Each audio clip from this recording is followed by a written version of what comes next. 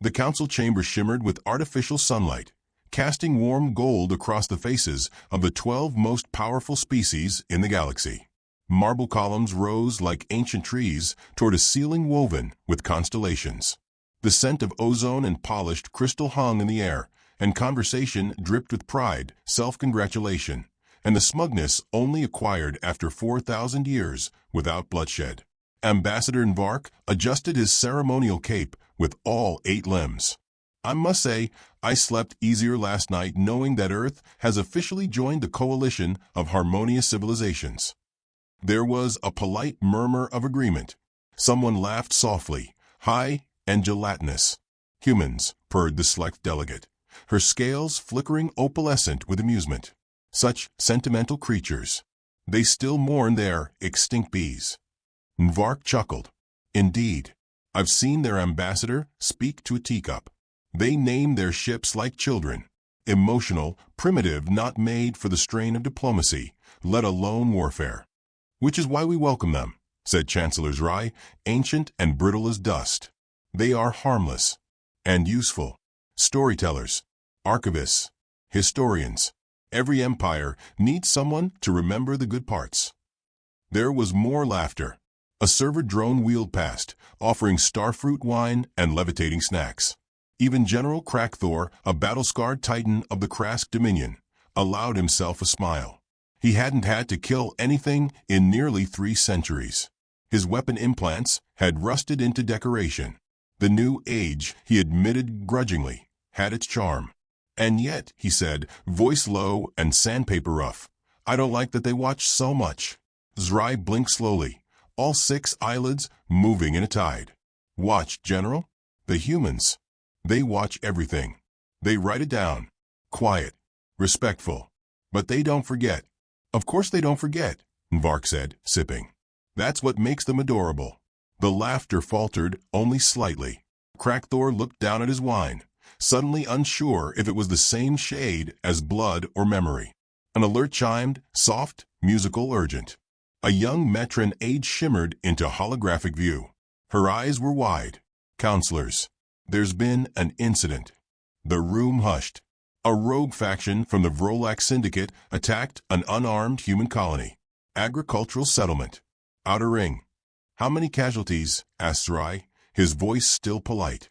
The aide hesitated. 500 dead. Mostly women. Civilians. Children. Earth has been notified. A stillness crept over the chamber like dust before storm. No rage. No shouts. Just a deep, awkward silence. General Krakthor's nostrils flared. And the humans? The aide flickered. No formal response yet. No distress signal. No call for retribution. That's odd, murmured Nvark. Zrai waved a lazy claw. No. This is to be expected. Humans grieve privately. They weep. They plant flowers. Light candles. They do not retaliate. Nvark nodded, relieved. They may ask for reparations. Or perhaps an apology ceremony.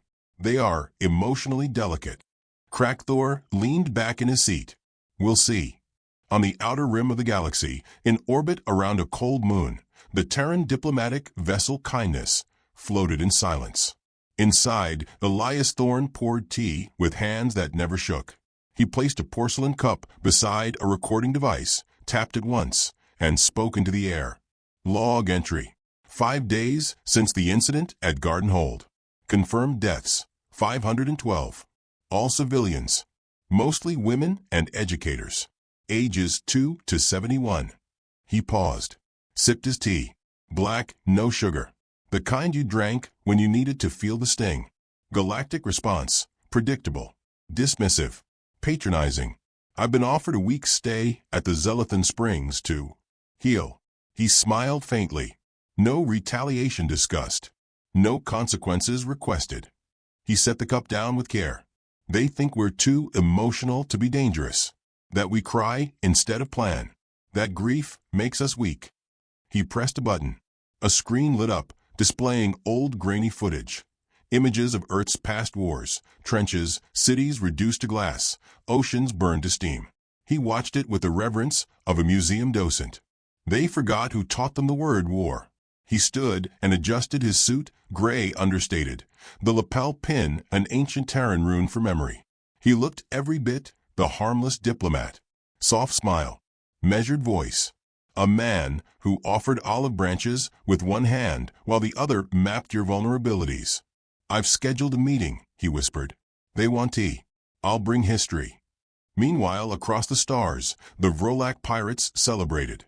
The raid had been easy. Humans were unarmed, slow to react. They bled red. They cried. The pirates had laughed as they left.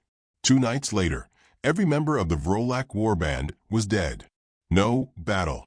No explosions. No alarms. Just dead. One by one. Silently. Precise entry wounds.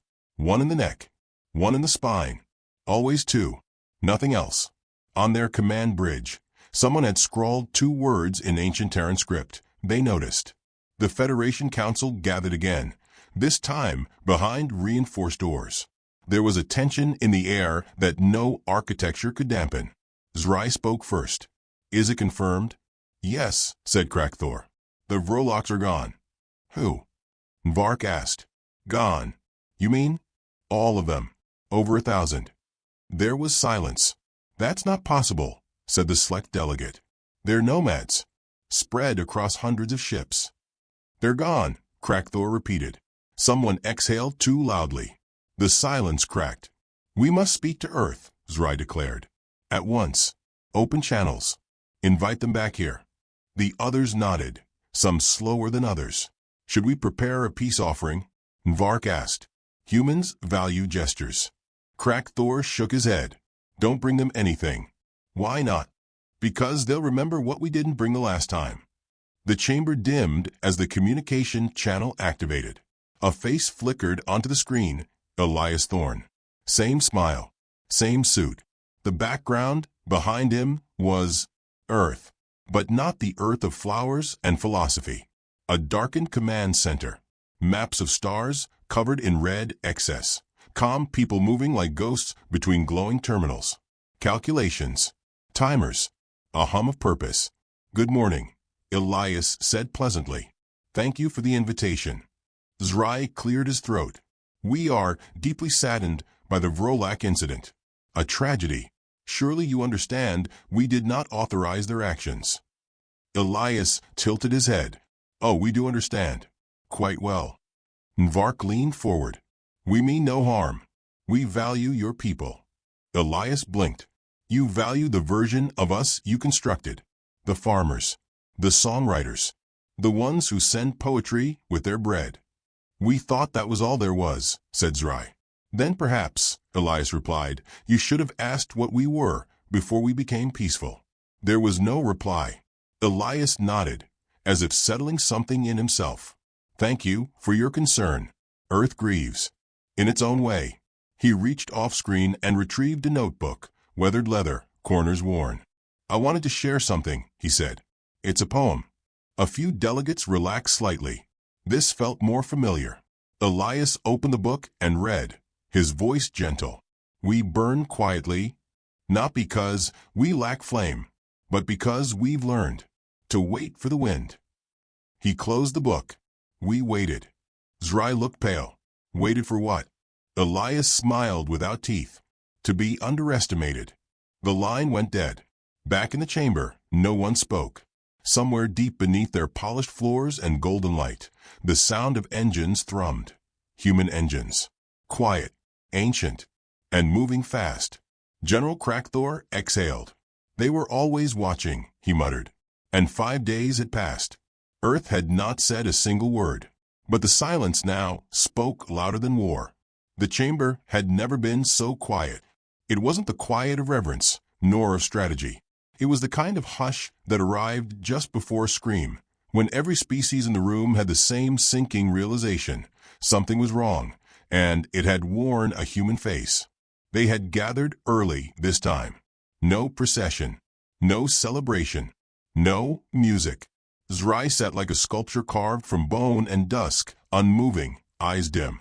General Krakthor paced with his massive hands clasped behind his back, armor humming low with energy it hadn't summoned in decades. Nvark was muttering numbers under his breath, recalculating something only he understood. At the far end of the chamber, the doors parted with a polite chime. A single human entered. No guards, no delegation, no weapons, no entourage. Just a man in a dark gray suit, the lapels dusted lightly with stardust from Earth's last dawn. His hair was neatly parted, his shoes clean, his smile small and unreadable. In his right hand, he held a battered thermos. In his left, an aged leather satchel. Elias Thorne, the chamber's AI, announced gently. Terran Union envoy. Earth. He gave a shallow bow, a touch too casual for some tastes. Thank you for receiving me, he said. His voice was even and warm, but not performative. There was something slow in it, like gravity waiting to deepen. Chancellor Zrai gestured to the central seat. Please, sit. I'd prefer to stand. Only for a moment. He placed the thermos on the curved obsidian table and began pouring into small white cups, porcelain, delicate, clearly from home. He didn't rush. One by one, he placed them before the delegates. No one stopped him. General Krakthor's cup steamed in his hands. The scent was foreign, sharp, earthen, almost bitter. What is this? The general asked. Kimun, Elias said. Black tea. My great-grandfather drank it during his last deployment. Said it kept him calm. That's not exactly why I brought it, but it seemed fitting. The select delegate sniffed it once and recoiled. Zrai cleared his throat. We are grateful you accepted our invitation. Elias smiled faintly. Humans are good at accepting invitations, even ones written in silence. There was a flicker in Zrai's eye. He sat back. You misunderstand. The council has convened to. I know why you called. Elias interrupted gently. You're worried. That word hovered.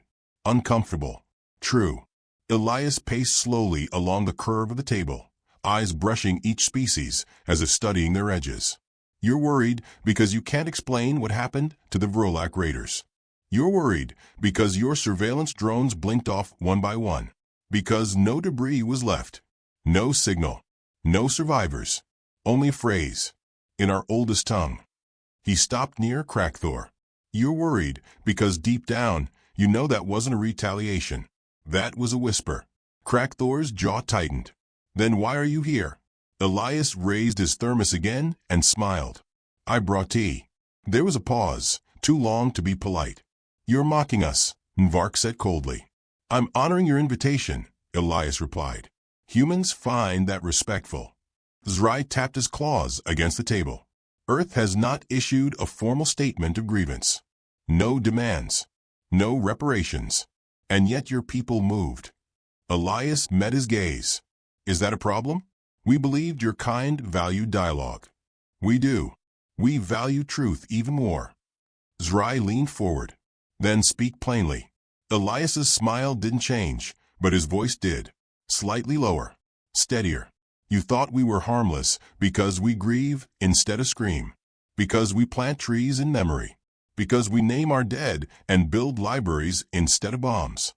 He let the silence fill with weight before continuing. You mistook stillness for softness. You forgot the lessons of every species you've ever conquered. What happens when you break something that doesn't scream? The select delegate hissed. Are you threatening us? No, Elias said. I'm describing you. A few chairs shifted. Krakthor's voice cut through the tension. What does Earth want? Elias paused. The tea had stopped steaming. No one drank. I'm not here to tell you what Earth wants, he said. I'm here to remind you what Earth is. He reached into his satchel and pulled out a small book. Bound in cracked leather, it bore a single glyph, memory. He opened it and began to read. Not loud, not performative, just clear enough to carry. There was a time when men lit the sky with fire, and the oceans boiled in rage. But from ash and thunder, we built gardens, and we taught our children to hold a flower in the same hand that once held war. He closed it. That was written by a schoolteacher, Elias said softly. She died on garden hold. Her name was Amaya Wren. The room didn't breathe. Earth has not declared war. Earth does not need to. You will know when we do, because it won't come with warnings.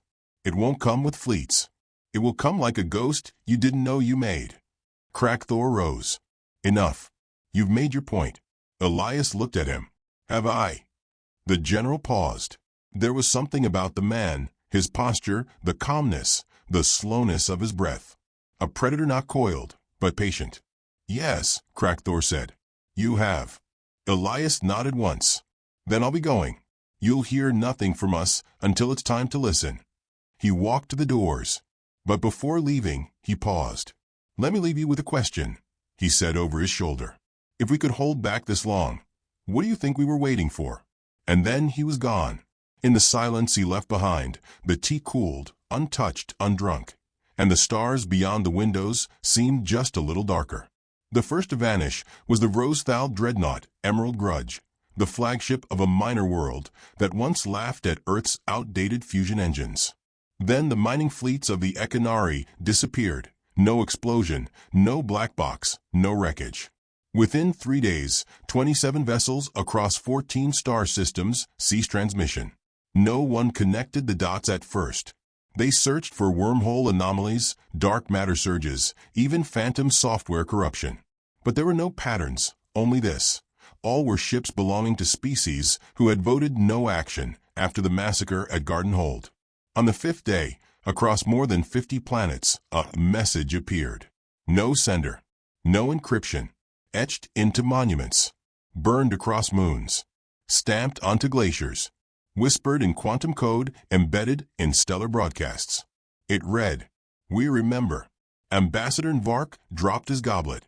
It shattered on the floor of his suite in the celestial tower, staining the obsidian carpet with golden nectar. He didn't notice. His eyes were locked on the message burning across the sky outside his window, drawn in artificial aurora across the upper atmosphere by nanite storms. We remember. The words weren't human anger. They were human architecture, sharp, clean, deliberate. Elsewhere, General Thor studied a chart that glowed redder each hour. A galaxy's worth of dots, blinking out like dying stars. Not from attack, from absence. He rubbed his jaw, grizzled and scarred, and didn't speak for a long time. Finally, he said, "This isn't revenge." The officer beside him tilted her head. "Then what is it?" "Correction." The Federation Council convened for the 3rd time in as many days. No wine, no jesting. This time there were empty seats, some by choice, some by consequence. Zraya's voice was thin, the parchment of age cracking with tension. "Are we at war?" Thor didn't answer. He studied the floor, as if history might be written in its lines. Vark was the one who said it. "No, Earth hasn't declared war. Not officially." "Then what is this?" Zrai snapped, gesturing to the floating reports. "Ships vanishing. Economies collapsing. One species, the Galari, report their entire planetary AI has been overwritten. Every screen displays that same phrase, even on their children's toys." "We remember," murmured the select delegate, her voice barely more than a breath. The door opened. No one called for a meeting with Earth. No one summoned a diplomat. But Elias Thorne was there anyway. Same suit, same quiet steps, the satchel still slung across one shoulder. "I trust I'm not interrupting," he said. No one replied. A few stood. Others stayed seated, too afraid to rise. Elias moved like smoke through the chamber, settling only when he reached the center. He placed his satchel gently on the table, opened it, and removed a stack of bound documents. Old-fashioned paper, cream-colored, human-made. "I brought files," he said. Thor's voice rumbled low. "What kind of files?" "Observations. Patterns. Not threats, mind you, histories." Elias turned to the council. "You killed our daughters.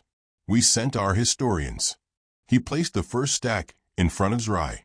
"That's the cloth campaign records. A complete account of the last time your species faced planetary rebellion, including the names of every general, their descendants, current economic dependencies, and fail-safe vulnerabilities." Zrai flinched. Elias placed a second stack beside Vark. "Your economy is rooted in nano-luxury trade. You've obscured that for most. We didn't need your consent. We just needed access to your logistics bots, which you granted 8 years ago. He placed a third bundle in front of Crackthor. I like you, Elias said softly. You suspected the truth first. That's rare. Crackthor didn't touch the files. Why historians? The general asked. Elias glanced around the room. Because our wars start with archivists. We have specialists who study how you fall before anyone draws a blade. The select delegate let out a soft whimper. I've read your war logs, Elias continued. So many of you glorify surprise, shock and awe. We prefer stillness. To watch, measure, document. His voice was not angry. It was something colder. The gravity beneath kindness. You believed we were just stories. But stories, Chancellor, are maps. And humans have always been cartographers of ruin.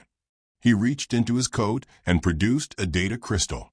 Not glowing, not pulsing, plain, unmarked. This holds the activation codes for over 200 sleeper interventions. No weapons, no armies, just nudges, whispers in your markets, gentle corrections in your climates, glitches in your translation networks. Zrai stood, shaking. You can't possibly. Elias didn't raise his voice. Chancellor, the moment your governments voted not to respond to the slaughter of 500 civilians, our historians began charting your ends. Not out of rage, out of rhythm. He placed the crystal down. You taught us that power is who writes the record. We simply decided to write first. Nvark's limbs curled inward, shrinking from the edges of his seat. The select delegate tried to speak, but no sound came. Only Crackthor remained still.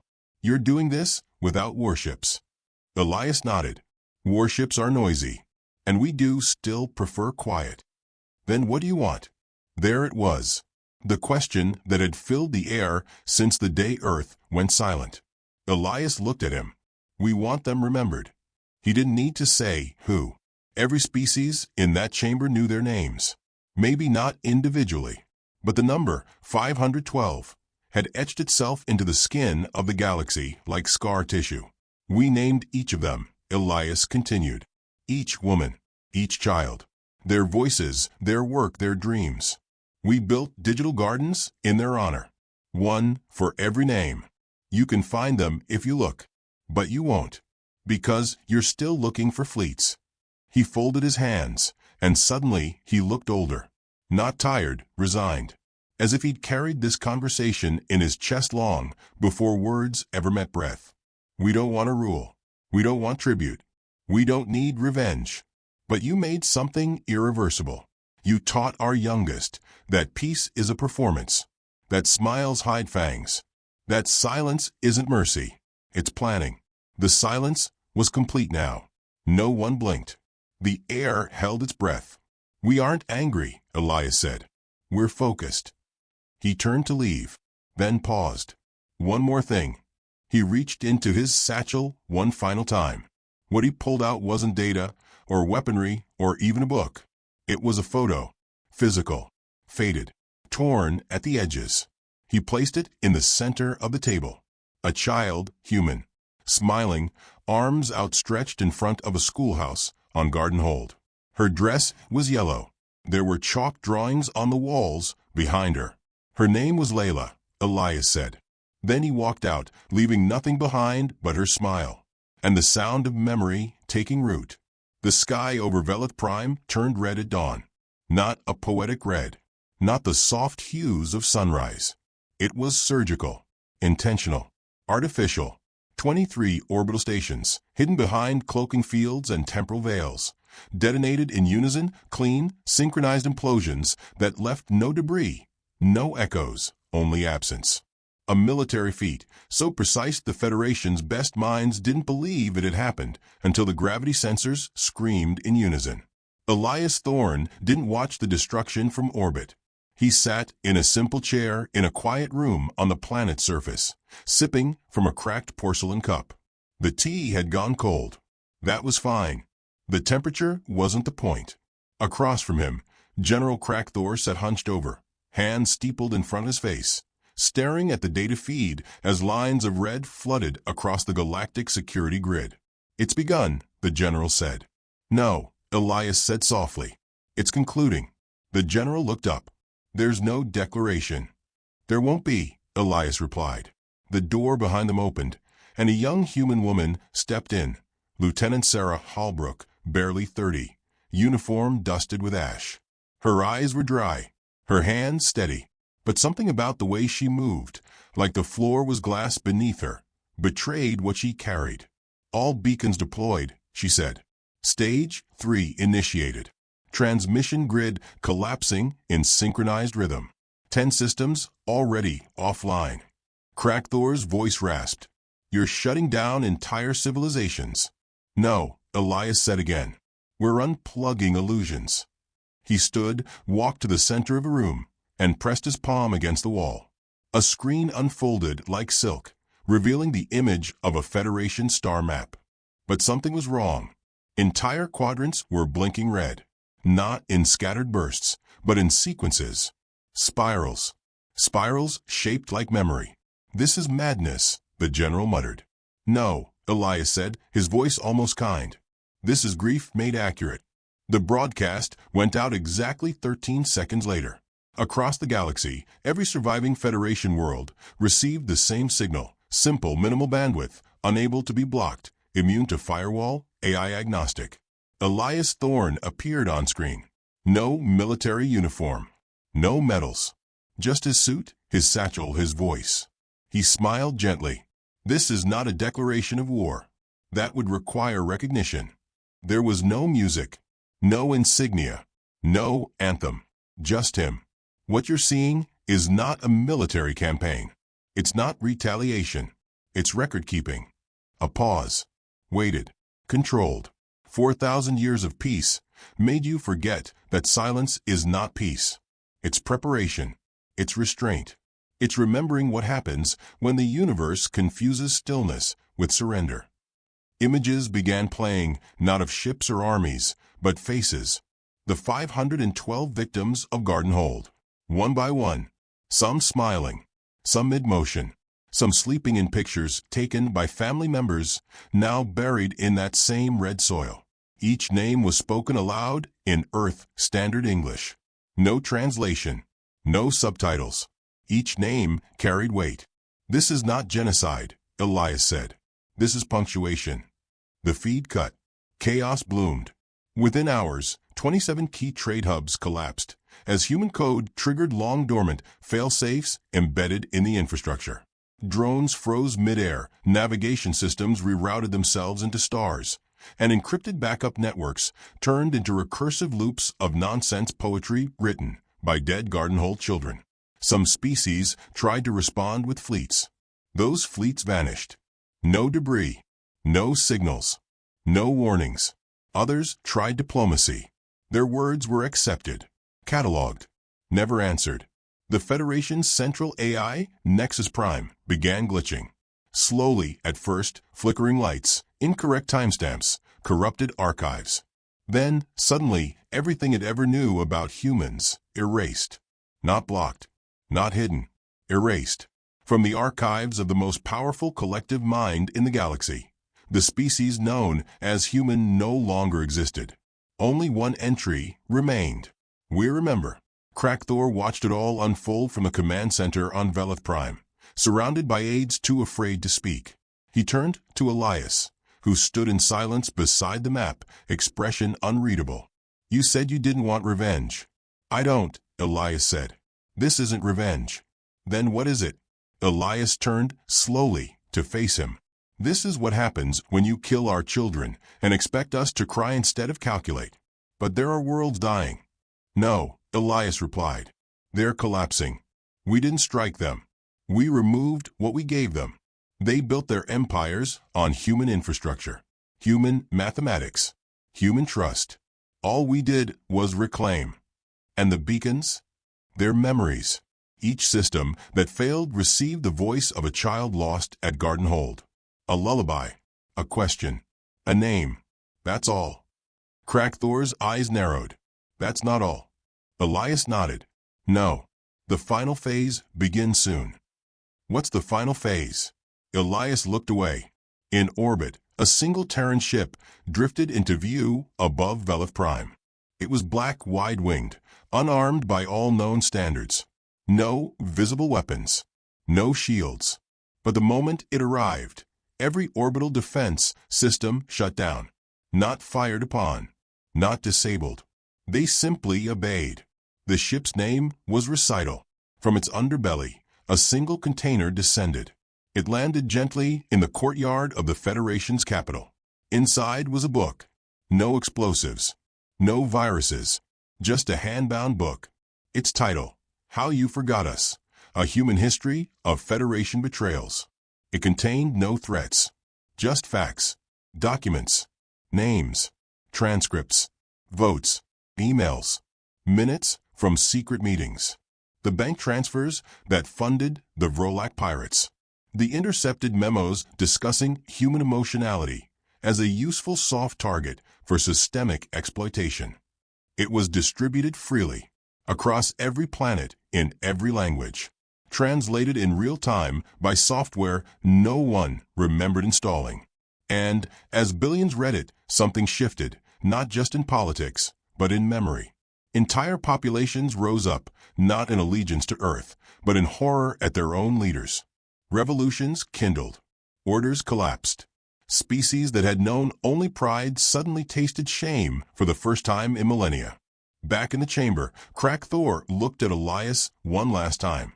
You've broken the galaxy. No, Elias said. We reminded it. Reminded it of what? That the most dangerous weapon isn't a fleet. It's a funeral we remember for too long. The silence between them was no longer awkward. It was sacred. Elias walked to the window. Below, the world still turned. Cities still hummed.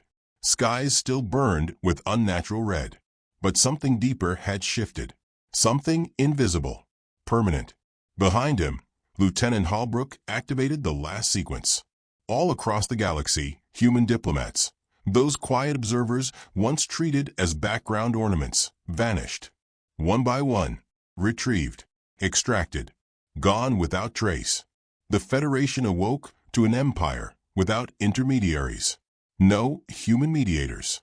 No liaisons. No handshakes. Only absence. It was then they realized the final phase. Earth had severed itself, not by blockade, by removal.